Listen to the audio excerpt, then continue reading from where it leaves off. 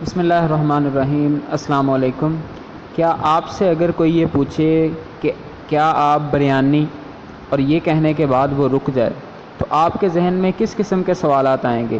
کہ پوچھنے والا شاید یہ پوچھ رہا ہے کہ کیا آپ بریانی کھا لیتے ہیں، یا وہ یہ بھی پوچھ سکتا ہے کیا میں آپ کے لیے بریانی منگواؤں، یا کیا آپ اس ٹائم بریانی کھا رہے ہیں، یا کیا آپ نے بریانی کھانی ہے یا نہیں کھانی۔ اب یہ اس قسم کے سوالات کا جواب ہمیں کس طرح سے ملے گا؟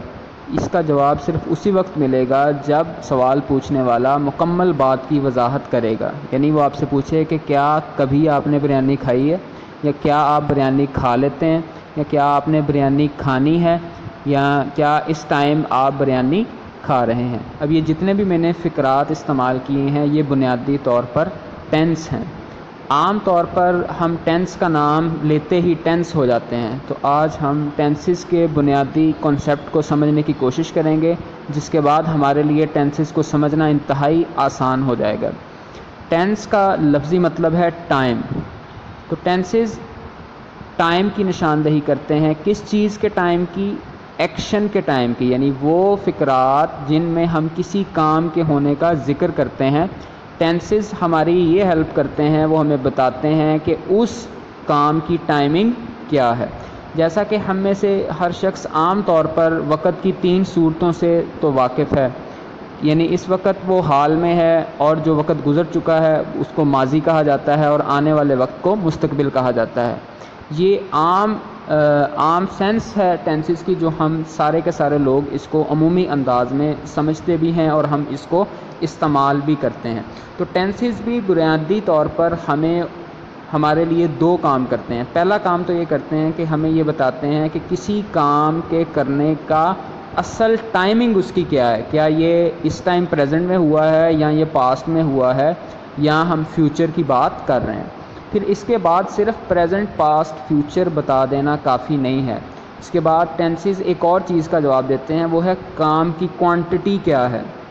کیا وہ کام ہم عادتاً روزانہ یا روٹین میں کیا جاتا ہے، کیا وہ کام ہم کمپلیٹ کر چکے ہیں، یا کیا وہ کام ابھی جاری ہے، یا کیا کام کا کچھ حصہ کمپلیٹ ہو چکا ہے اور کچھ حصہ جاری ہے۔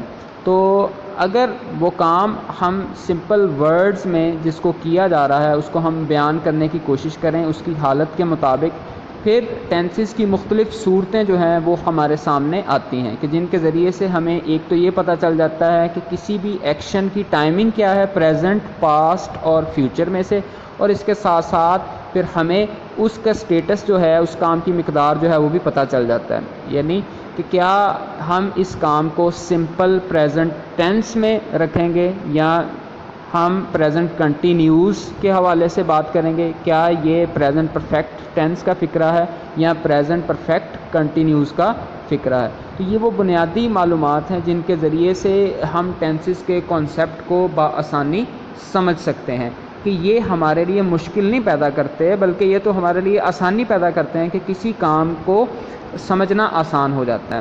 اب اس کو اگر ہم سم اپ کرنے کی کوشش کریں وہ یہ ہے کہ اگر ہم پورے ٹائم کو لینئر وے میں ایک لائن کی شکل میں ایکسپلین کر دیں تو ہم یہ دیکھتے ہیں کہ ٹینس جو ہے یہ بیسیکلی ہمیں ٹائم لائن کے اوپر اس کام کی لوکیشن بتاتا ہے کہ وہ پریزنٹ میں ہے، پاسٹ میں ہے، یا وہ فیوچر میں ہے، اور اس کی لوکیشن کیا ہے، کس حد تک وہ مکمل ہو چکا ہے یا کس حد تک وہ مکمل نہیں ہو چکا۔